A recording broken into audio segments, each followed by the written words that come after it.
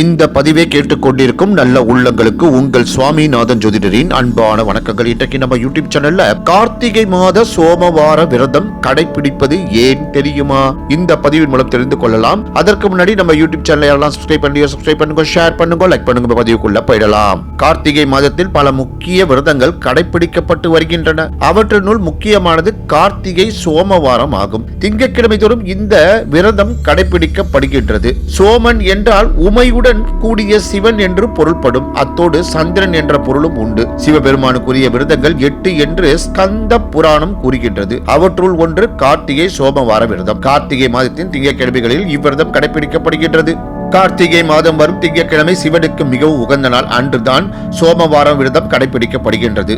சந்திரன் கடைபிடித்து மேன்மை பெற்ற விரதம். ஆதலால் கார்த்திகை மாதம் திங்கட்கிழமைகளில் இவ்விரதத்தை கடைபிடிப்பார்கள். தட்சாதிபதியின் புதல்விகளான 27 நட்சத்திர பெண்களையும் மணந்து கொண்ட சோமன் என்னும் சந்திரன் அவர்களுள் ரோகிணியை மட்டுமே மிக பற்றுதல் கொண்டிருந்தான். அது கண்டு மற்றவர்கள் தங்கள் தந்தையிடம் முறையிட்டார்கள். தட்சாதிபதியும் சந்திரனை அழைத்து புத்திமதிகள் கூறினார். ஆனால் சந்திரன் அவரது அறிவுரைகளை ஏற்காததால் அவர் சந்திரனை கடுமையாக சபித்து விட்டார். இதனால் பெரும் வருத்தமுற்ற சந்திரன் முனிவர்களின் ஆலோசனைப்படி சிவபெருமானை குறித்து சோமவார விரதத்தை கடைபிடித்து வந்தான். சிவனுக்கு மிகவும் பிரியமுள்ளவன் ஆனான். கார்த்திகை மாத சோமவார விரதத்தில் தான் சந்திரனை காக்கும் பொருட்டு சிவன் தன் தலை முடியில் அமர்த்தி கொண்டார்.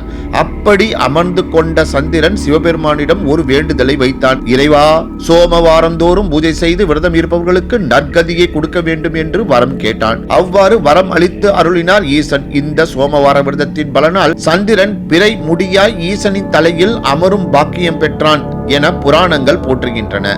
இந்த விரதத்தை அனுஷ்டிப்பவர்கள் அன்றைய தினம் முழுவதும் உபவாசம் இருப்பது நல்லது. அவ்வாறு இருக்க முடியாதவர்கள் இரவில் பால் பழம் மட்டும் உண்ணலாம். அதுவும் செய்ய இயலாதவர்கள் மதியத்திற்கு பின் உணவு அருந்தலாம் அல்லது இரவில் சாப்பிடலாம். ஆனால் அந்த நாளில் ஒரு வேளையேனும் உணவு அருந்தாமல் இருப்பது நன்மையை பயக்கும். இவ்வாறு விரதத்தை மேற்கொண்டால் ஒருவர் தன் வாழ்வில் செய்த பாவங்கள் அகலும், நோய் நொடிகள் அண்டாது என்று கூறப்படுகின்றது. இந்த விரதத்தை பக்தர்கள் தங்களின் வசதிக்கேற்ப வாழ்நாள் முழுவதுமாகவே அல்லது குறிப்பிட்ட ஆண்டுகளுக்காகவோ கடைபிடித்து நலம் பெறலாம். நன்றி, வணக்கம், வாழ்க வளமுடன்.